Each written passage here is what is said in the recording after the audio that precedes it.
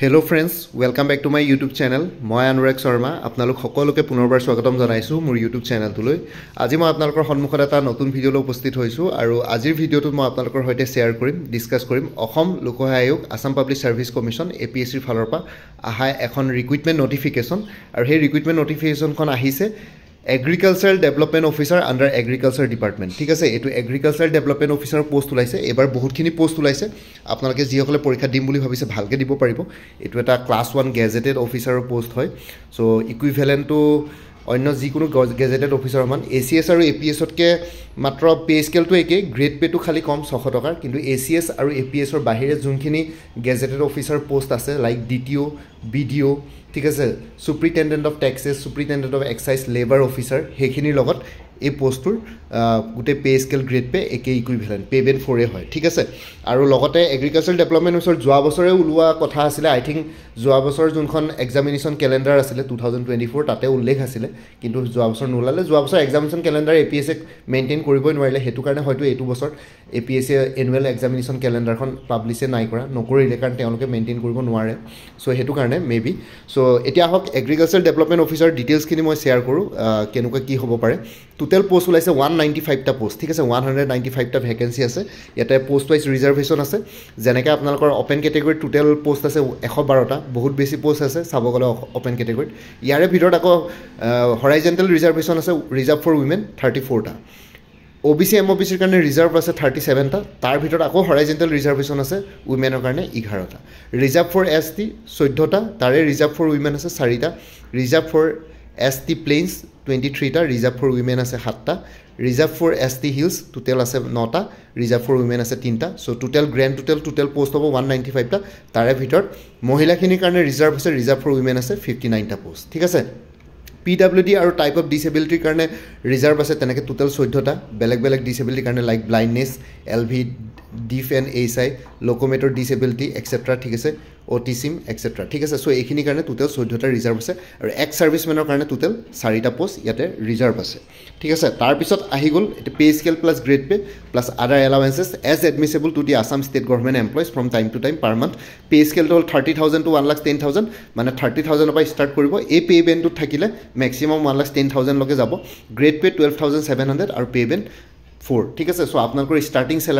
Starting enhance salary 60,000তকৈ ওপৰত হ'ব। এতিয়া যদি আমি প্ৰেজেন্ট চিনিয়ৰিটিটো চাওঁ, যদি পাছলৈ গৈ পেলাই অবভিয়াছলি প্ৰমোশ্যন পালে পে স্কেল বেলেগ বেলেগ হৈ থাকিব, গ্ৰেড পে বাঢ়ি থাকিব, তেতিয়া বাঢ়ি যাব। কিন্তু ষ্টাৰ্টিং চেলাৰী আপোনালোকে এৰাউণ্ড ইনহেন্স 62,000 মান পাব। তাৰ ওপৰত মই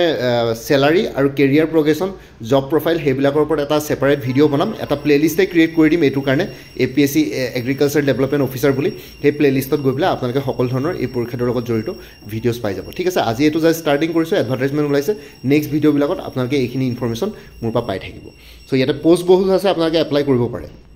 এতিয়া এলিজিবিলিটি ক্ৰাইটেৰিয়াৰ কথালৈ আহিছোঁ। এলিজিবিলিটি ক্ৰাইটেৰিয়া ইয়াতে কৈছে কেণ্ডিডেটজন ভাৰতীয় নাগৰিক হ'ব লাগে, আৰ্টিকল 5 to 8ৰ ভিতৰত কনষ্টিটিউশ্যন অফ ইণ্ডিয়া, আৰু অসমৰ পাৰ্মানেণ্ট ৰেচিডেণ্ট হ'ব লাগে, মানে অসমৰ স্থায়ী বাসিন্দা হ'ব লাগে। ঠিক আছে, অসমতে তেওঁৰ স্থায়ী বাসিন্দা হ'ব লাগে, আৰু ডমিকেল প্ৰুফ হিচাপে তেওঁ ভেলিড পাৰ্মানেণ্ট ৰেচিডেন্স চাৰ্টিফিকেটখন এডুকেশ্যনেল পাৰ্পাছত যোনখন ইছ্যু কৰে সেইখন দেখুৱাব পাৰে, নহ'লে এমপ্লয়মেণ্ট এক্সচেঞ্জ ৰেজিষ্ট্ৰেশ্যন চাৰ্টিফিকেট যদিও আছে প্ৰুফ অফ ৰেচিডেঞ্চি হিচাপে সেইখনো ইউজ কৰিব পাৰে। ঠিক আছে, আৰু আপোনালোকে অনলাইন এপ্লিকেশ্যন কৰোঁতে এইখিনি বস্তু আপলোড কৰিব লাগিব। যিসকলে আজিলৈকে APSCত অনলাইন এপ্লিকেশ্যন কৰি পোৱা নাই তেওঁলোকে APSCৰ ৱেবছাইটত গ'লে মানে গোটেইখিনি বস্তু ৰেজিষ্টাৰ কৰি অনলাইন এপ্লিকেশ্যন কৰি ল'ব পাৰিব, apsc.nic.in যোনটো অফিচিয়েল ৱেবছাইট আছে তাতে। আৰু যিসকলে অলৰেডি ৰেজিষ্টাৰ্ড আছে তাতে অকণমান আপোনালোকে এডিট কৰি পেলাই গোটেইখিনি বস্তু কৰি ল'ব পাৰিব। তাৰপিছত ইয়াতে আহি গ'ল, এতিয়া মেইন কথাটো আহিছে এডুকেশ্যনেল কোৱালিফিকেশ্যন। ঠিক আছে, এইটো লৈ পেলাই আপোনালোকৰ সদায় কনফিউজন হয় বহুতবিলাক কেণ্ডিডেটছৰ, সকলোৰে নহয় কিছুমানৰ হয়। চ' সেইটো মই ক্লিয়াৰ কৰিছোঁ, আপোনালোকে ভালকৈ শুনি লওক। চৰি, ইয়াতে এডুকেশ্যন কোৱালিফিকেশ্যন বিচাৰি কেণ্ডিডেটজনৰ BSc এগ্ৰিকালচাৰ থাকিব লাগিব, BSc এগ্ৰিকালচাৰ পাছ হ'ব লাগিব। লগতে অন্য ডিগ্ৰী হ'লেও হ'ব, কিন্তু যোনকেইটা ডিগ্ৰী ডিক্লেয়াৰ কৰিব ইকুইভেলেণ্ট টু BSc এগ্ৰিকালচাৰ। ঠিক আছে, এনেইতো BSc এগ্ৰিকালচাৰ ইয়াতে বিচাৰিছে, আৰু কাৰোবাৰ যদি কিবা বেলেগ ডিগ্ৰীও আছে কিন্তু সেই যোনটো ডিগ্ৰী আছে সেইটো BSc এগ্ৰিকালচাৰ ইকুইভেলেণ্ট হ'ব লাগিব from a recognise university and also' recognise by the government of Assam, আৰু সেই ইউনিভাৰ্চিটিখন গভৰ্ণমেণ্ট অফ আছামে ৰিকগনাইজ কৰিব লাগিব। ঠিক আছে, সো ইয়াতে এইখিনি কথা ক'লে। এতিয়া যদি BSc এগ্ৰিকালচাৰ থকাখিনিতো এপ্লাই কৰিব পাৰিবই, আৰু যদি degree declared equivalent to BSc agriculture বুলি যদি কওঁ তেতিয়াহ'লে আমি যদি গুগলত AI চাৰ্চ কৰোঁ তেতিয়াহ'লে কিছুমান পাই যাব গুগলত BSc এগ্ৰিকালচাৰ ইকুইভেলেণ্ট ডিগ্ৰীসমূহ BSc honours agriculture BTech in agriculture ঠিক আছে কোনোবাই যদি এগ্ৰিকালচাৰ ইঞ্জিনিয়াৰিং কৰিছে specialise fields like agricultural economics agronomy or animal sciences এইবিলাকো আপোনালোকৰ BSc এগ্ৰিকালচাৰ ইকুইভেলেণ্ট ধৰিব ঠিক আছে BSc অনাৰ্ছ এগ্ৰিকালচাৰ এইটো ধৰিব ইয়াতে BSc এগ্ৰিকালচাৰ বুলিয়ে ধৰিছে ইয়াতে মানে কিছুমানে ধৰক BSc এগ্ৰিকালচাৰ কৰে ধৰক ডাইৰেক্ট আসাম এগ্ৰিকালচাৰ ইউনিভাৰ্চিটিৰ পৰাই কৰে বা তেনেকুৱা ধৰণৰ যিকোনো এগ্ৰিকালচাৰ ইনষ্টিটিউটৰ পৰা কৰিব পাৰে আৰু কিছুমানে BSc এগ্ৰিকালচাৰ অনাৰ্ছো ল'ব পাৰে ঠিক আছে তেনেকৈ ধৰণৰ কৰিব পাৰে যিকোনো কলেজৰ পৰা যদি এগ্ৰিকালচাৰ ছাবজেক্টটো আছে BTech ইন এগ্ৰিকালচাৰ এইটো এটা ইঞ্জিনিয়াৰিং ডিগ্ৰী হয় কিন্তু এগ্ৰিকালচাৰৰ ওপৰত BTech কৰে মানে এগ্ৰিকালচাৰ ইঞ্জিনিয়াৰিঙৰ ভিতৰতে পৰে আৰু ঠিক আছে agriculture machinery irrigation system food processing এইখিনি বস্তু ইয়াতে থাকে এগ্ৰিকালচাৰ ইকনমিক্সৰো এটা বেলেগ ধৰণৰ এটা ছেপাৰেট ডিগ্ৰী থাকে সেইটোতো এগ্ৰিকালচাৰ ইকনমিক্সৰো ইয়াতে ইকুইভেলেণ্টটো BSc এগ্ৰিকালচাৰ ধৰা হ'ব এগ্ৰনমি বুলি এটা আছে এগ্ৰনমি সেইটো ধৰা হ'ব কোনোবা যদি এইকেইটাৰ ভিতৰত আছে তেতিয়াহ'লে এপ্লাই কৰিব পাৰিব এনিমেল চায়েন্সেছ এইকেইটাও হয়তো ধৰিব BSc এগ্ৰিকালচাৰ মানে ইকুইভেলেণ্ট ঠিক আছে animal sciences degrees focusing on the study of livestock ঠিক আছে livestock including animal breeding nutrition and management এইখিনি হৰ্টিকালচাৰ থাকিব ঠিক আছে হৰ্টিকালচাৰ ৰিলেটেড যদি হৰ্টিকালচাৰটো এটা এগ্ৰিকালচাৰ ব্ৰাঞ্চে হয় চ' এইটো BSc এগ্ৰিকালচাৰ ইকুইভেলেণ্টে ধৰিব এইটো কৰিব ফুড চায়েন্স এণ্ড এগ্ৰিক বিজনেছেছ ঠিক আছে এইখিনিও ধৰিব পাৰে ইয়াতে যোনখিনি গুগলত আহিছে সেইখিনি কাৰণ মই নিজে এগ্ৰিকালচাৰ ষ্টুডেণ্ট নহয় বা এগ্ৰিকালচাৰত পাছ কেতিয়াও হোৱা নাছিলোঁ চ' সেইটো কাৰণে মোৰ ইমান এক্সপিৰিয়েঞ্চ নাই কিন্তু আমি যদি গুগল চাৰ্চ কৰোঁ আপোনালোকক যিহেতু BSc এগ্ৰিকালচাৰ ইকুইভেলেণ্ট বুলি কৈছে চ' এইখিনি আহি যায় চ' সেইটো কাৰণে মই ভিডিঅ'টো আপোনালোকক অলপ জনাই দিছোঁ চ' আপোনালোকৰ এটা আইডিয়া হয় masters in agriculture engineering environmental agrobiology agroecology sustainable agriculture etcetera so' এইখিনি ধৰিব these are post graduate degrees that delve deeper into specific areas of agriculture building upon the foundation of a BSc degree ঠিক আছে চ' এইখিনি BSc degree ফাউণ্ডেশ্যনতে কৰা হয় চ' এইখিনি degree যদি কাৰোবাৰ আছে তেতিয়া এইখিনি ডিগ্ৰীৰ ষ্টুডেণ্টছখিনিকো মানে যোনখিনি কেণ্ডিডেটছ থাকিব সেইখিনিকো ইকুইভেলেণ্টটো BSc এগ্ৰিকালচাৰ বুলি ধৰা হ'ব আৰু ইয়াতকৈও যদি আপোনালোকৰ কিবা বেলেগ ধৰণৰ ডিগ্ৰী আছে যোনটো আপোনালোকৰ এইখিনিত পৰা নাই তেতিয়াহ'লে আপোনালোকে চিম্পলি APSC হেল্পলাইন নম্বৰটোত কণ্টেক্ট কৰি তেওঁলোকৰ লগত যোগাযোগ কৰিব পাৰিব এতিয়াই নকৰি মানডে মানৰ পৰা যোগাযোগ কৰিব কাৰণ এইটো অনলাইন এপ্লিকেশ্যন এতিয়া হয়তো ষ্টাৰ্ট হোৱাই নাই চ' অনলাইন এপ্লিকেশ্যন যেতিয়াৰ পৰা ষ্টাৰ্ট হ'ব তেতিয়াৰ পৰা আপোনালোকে যোগাযোগ কৰি পেলাই APSC এইখিনি বস্তু ক্লিয়াৰ কৰি ল'লে হ'ল যে আপোনালোকৰ ডিগ্ৰীটো কোনটো সেইটো এলাউ কৰিব নাই হেল্পলাইন নম্বৰটো অ'পেনে থাকে মই ভিডিঅ'টোৰ লাষ্টৰ ফালে ক'ম বাৰু প্ৰথমতে আপোনালোকে চাই লওক চ' এইখিনি হৈ গ'ল এডুকেশ্যনেল কোৱালিফিকেশ্যন ঠিক আছে আৰু এজৰ ক্ৰাইটেৰিয়াটো যদি কওঁ কেণ্ডিডেটজনৰ বয়স মিনিমাম 21 বছৰ হ'ব লাগিব আৰু 38 ইয়াৰ্ছৰ ওপৰত হ'ব নালাগিব আৰু এই এজৰ যোনটো কাট অফ ডেট সেইটো 1 জানুৱাৰী 2025 ধৰা হ'ব মানে জানুৱাৰী 1 তাৰিখ 2025 বৰ্ষত আপোনালোকৰ বয়স 21 বছৰতকৈ কম হ'ব নালাগিব নট লেছ দেন 21 ইয়াৰ্ছ বা 38 ইয়াৰ্ছতকৈ ওপৰত হ'ব নালাগিব এইটো আকৌ 38 ইয়াৰ্ছটো অকল জেনেৰেলখিনি বা আনৰিজাৰ্ভৰ কাৰণে বাকী কি বুলি কয় কেটেগৰী ৱাইজ এজ ৰিলেক্সেশ্যন আছে মই আপোনালোকক দেখুৱাম ঠিক আছে চ' ইয়াতে এজ ৰিলেক্সেশ্যন আছে SC ST কাৰণে 5 ইয়াৰ্ছ ৰিলেক্সেশ্যন আছে মানে আপাৰ এজ 43 ইয়াৰ্ছলৈকে এলাউ কৰিব OBC MOBC কাৰণে 3 ইয়াৰ্ছ মানে 41 ইয়াৰ্ছলৈকে এলাউ কৰিব আৰু এক্স ছাৰ্ভিচমেনৰ কাৰণে 50 ইয়াৰ্ছলৈকে এলাউ কৰিব ঠিক আছে চ' ইয়াতে আৰু ফাৰ্ডাৰ ৰিলেক্সেশ্যন থাকিব যে আনৰিজাৰ্ভৰ কাৰণে 50 ইয়াৰ্ছ OBC MOBC কাৰণে 53 ইয়াৰ্ছলৈকে আৰু SC ST 55 ইয়াৰ্ছ ত' কোনোবা যদি SC ST কেণ্ডিডেটছ আছে যিসকল এক্স ছাৰ্ভিচমেন তেওঁলোকে 55 ইয়াৰ্ছো যদি হৈছে তথাপিতো যেনে তেনে এই পৰীক্ষাটো দিব পাৰিব ঠিক আছে আৰু লগতে বাকী কি বুলি কয় for candidates working in government undertaking departments organisation the maximum age shall be 50 years age on 1 January 2025 for unreserved category বাকীখিনিৰ কাৰণেও আকৌ এক্সটেণ্ডেবল আছে OBC MOBC কাৰণে 3 ইয়াৰ্ছ মানে 53 ইয়াৰ্ছ আৰু SC ST কাৰণে 55 ইয়াৰ্ছ চ' যোনখিনি ডিপাৰ্টমেণ্টেল কেণ্ডিডেটছ আছে বা গভৰ্ণমেণ্টৰ কেণ্ডিডেটছ আছে সেইখিনি ঠিক আছে চ' আৰু পাৰ্চনশ্বিপ বেঞ্চমাৰ্ক ডিচেবল PWD কাৰণে 10 ইয়াৰ্ছ ৰিলেক্সেশ্যন আছে irrespective of SC ST OBC আৰু UR কেটেগৰী তাৰপিছত আপোনালোকৰ এজ লিমিট হিচাপে ক্লাছ 10 ক্লাছ 12ৰ এক্সামিনেশ্যনৰ admit card pass certificate marksheet য'ত আপোনালোকৰ ডেট অফ বাৰ্থ আৰু বয়সটো মেনশ্যন আছে এইকেইটা বস্তু আপোনালোকৰ ইয়াতে আপলোড কৰিব লাগিব বা এইখিনি বস্তু আপোনালোকক এজ প্ৰুফ হিচাপে ইয়াতে কনচিডাৰ কৰিব বাকী এই চাৰ্টিফিকেটকেইখনৰ বাহিৰে বেলেগ চাৰ্টিফিকেটকেইখনো ইয়াতে কিন্তু আপোনালোকৰ কনচিডাৰ নকৰে ঠিক আছে class 10 class 12 examination admit card pass certificate বা মাৰ্কশ্বিট য'ত আপোনালোকৰ বয়সটো মানে এজটো আৰু লগতে ডেট অফ বাৰ্থ আপোনালোকৰ জন্মৰ তাৰিখ ইয়াতে উল্লেখ আছে উইথ ইয়াৰ ঠিক আছে চনটো যাতে থাকে ঠিক আছে আৰু ইয়াৰ বাহিৰে বেলেগ ডকুমেণ্টছ ইয়াতে এলাউ নকৰে মানে একচেপ্ট নকৰে এজ প্ৰুফ হিচাপে আৰু PWD কেণ্ডিডেটছৰ কাৰণে কেণ্ডিডেটজনে বেঞ্চমাৰ্ক ডিচেবিলিটিৰ চাৰ্টিফিকেট থাকিব লাগিব কি বুলি কয় কম্পিটেণ্ট অথৰিটিৰ পৰা ইছ্যু কৰা সেইখিনি বস্তু আপোনালোকে আপলোড কৰিব লাগিব গভৰ্ণমেণ্ট এমপ্লয়িজখিনিৰ কাৰণে ইয়াতে এটা ৰেগুলেশ্যন আছে কেণ্ডিডেটছ যিসকল ৰেগুলাৰ গভৰ্ণমেণ্ট ছাৰ্ভিচত আছে বা পাৰ্মানেণ্ট বা টেম্পৰৰী কেপাচিটিত বা কজুৱেল এডহক বা daily ways hourly paid contract বেচিছত আছে তেওঁলোকে এমপ্লয়মেণ্টৰ প্ৰুফ হিচাপে তেওঁলোকে চাৰ্টিফিকেট দিব লাগিব ঠিক আছে issued by the competent authority under which he is working যোনটো অফিচত আপোনালোকে কাম কৰি আছে সেইটো অফিচত আপোনালোকে যে সেইটো অফিচতে চাকৰি কৰে কম্পিটেণ্ট অথৰিটিৰ পৰা ইছ্যু কৰা এখন চাৰ্টিফিকেট আপলোড কৰিব লাগিব আৰু পে' প্ৰটেকশ্যনৰ কাৰণে আপোনালোকে ন' অবজেকশ্যন চাৰ্টিফিকেট দিব লাগিব ঠিক আছে অকল পে' প্ৰটেকশ্যন বুলি নহয় এতিয়া মই আজি কেইদিনমানৰ আগতে মই মোৰ ভাইটিয়ে ৰিচেণ্টলি IBPS PO পাইছে প্ৰভিজনাৰী অফিচাৰ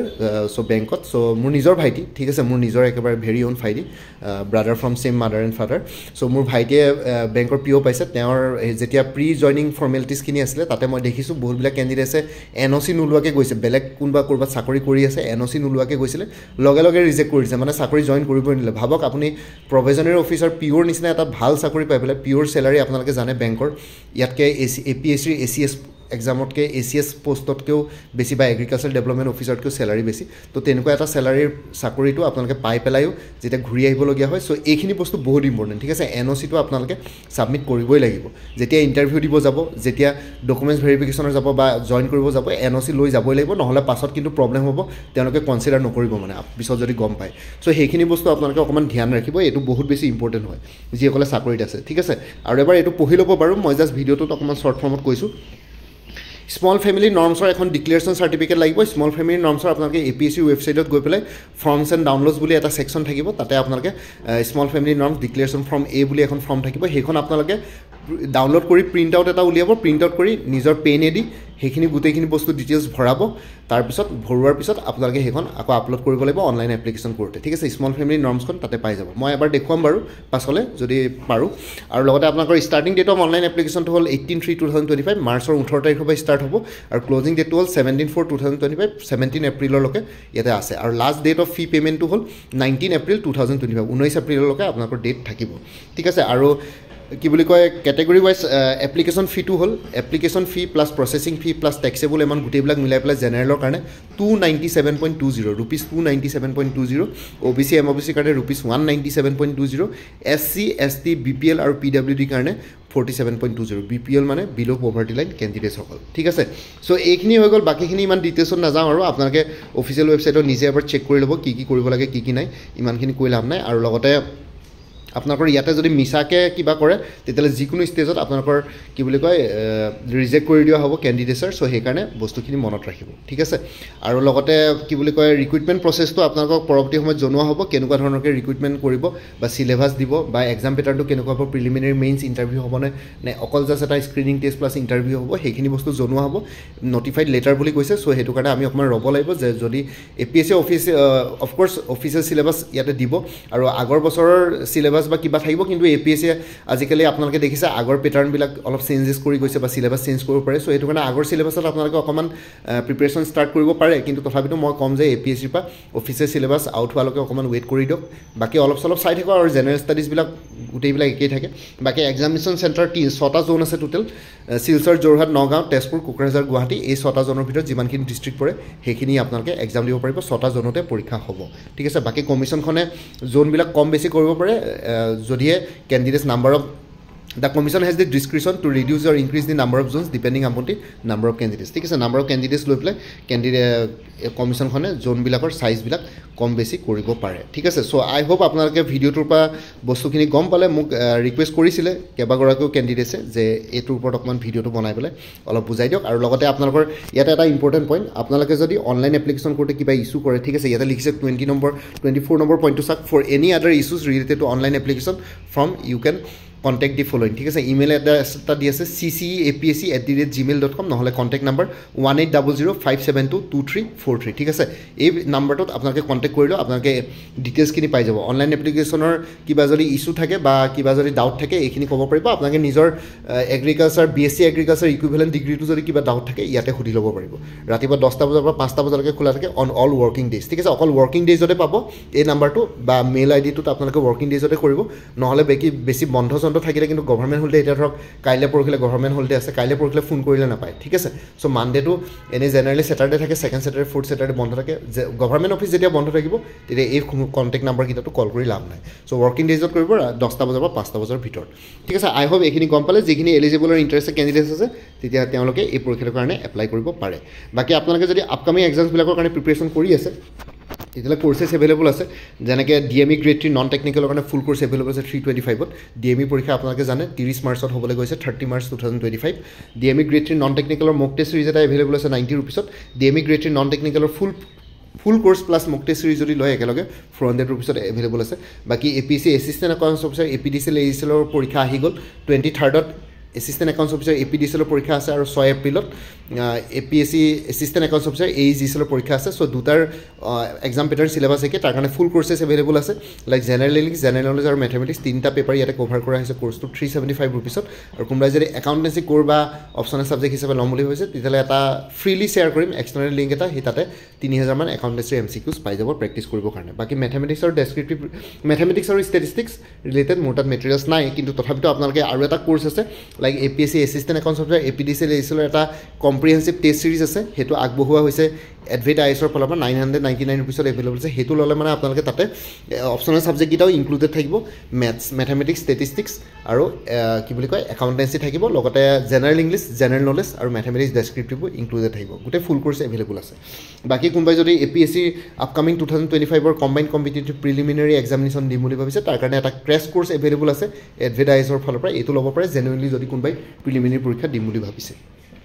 বাকী APSC junior administrative এছিষ্টেণ্টৰ full course available আছে 375ত ফেজ 1ৰ কাৰণে জেনেৰেল ষ্টাডিজ পেপাৰখন আছে ফুল কোৰ্চ আৰু ফেজ 2ৰ জেনেৰেল ইংলিছ আৰু PC ৰেটিং ইয়াতে পাই যাব আছাম পুলিচ কনষ্টেবল আৰু অন্যান্য পোষ্টৰ কাৰণে ফুল কোৰ্চ এভেইলেবল আছে 325ত APSC stenographer grade 2 full course available আছে 275ত উইমেন এণ্ড চাইল্ড ডেভেলপমেণ্টৰ ষ্টেটিষ্টিকেল এছিষ্টেণ্টৰ ফুল কোৰ্চ এভেইলেবল আছে 325ত আৰু কোনোবাই যদি মোৰ পৰা কোৰ্চ লয় তেতিয়াহ'লে লাইফ টাইমৰ কাৰণে কাৰেণ্ট এফেয়াৰ্ছ পাই থাকিব প্ৰত্যেক মাহতে আপোনালোকে এটা ৰিমাইণ্ডাৰ মেছেজ দিলে হ'ল প্ৰত্যেক মাহৰ ষ্টাৰ্টিঙতে যে প্ৰিভিয়াছ মান্থৰ বা লাষ্ট মান্থৰ কাৰেণ্ট এফেয়াৰ্ছ লাগে মই লগে লগে শ্বেয়াৰ কৰিম চ' কোনোবা যদি ইণ্টাৰেষ্টেড কেণ্ডিডেটছ আছে তেতিয়াহ'লে এই হোৱাটছএপ নম্বৰটো মেছেজ কৰি জনাওক 9706557851 ৰিপিটিং এগেইন 9706557851 আপোনাক কোনটো কোৰ্চ লাগে কোৰ্চৰ কণ্টেণ্টছখিনি শ্বেয়াৰ কৰিম লগতে পে'মেণ্টৰ লিংক দি দিম পে'মেণ্ট কৰাৰ লগে লগে গোটেই কোৰ্চটো নিজৰ হোৱাটছএপত PDF ফৰ্মেটত পাই যাব ঠিক আছে আৰু লগতে ইয়াতে যোনটো হোৱাটছএপ নম্বৰ দি আছে এইটো অনুগ্ৰহ কৰি কল নকৰিব এইটো জাষ্ট হোৱাটছএপ মেছেজৰ কাৰণে এভেইলেবল কলৰ কাৰণে এভেইলেবল নহয় বাকী ভিডিঅ' ডেছক্ৰিপশ্যনৰ কমেণ্ট ছেকশ্যন চেক কৰক তাতে কোৰ্চখিনি কথা আৰু এবাৰ উল্লেখ কৰি দিছোঁ আৰু লগতে আপোনালোকে আগতে যদি মোৰ পৰা কিবা কোৰ্চ লৈছিলে এবাৰ জনাই দিব তেতিয়া আগৰ মেটেৰিয়েলছখিনি বাদ দি যোনখিনি এডিশ্যনেল মেটেৰিয়েলছ লাগিব সেইখিনি ল'লে হ'ল তেতিয়া প্ৰাইচটো অলপ কমি যাব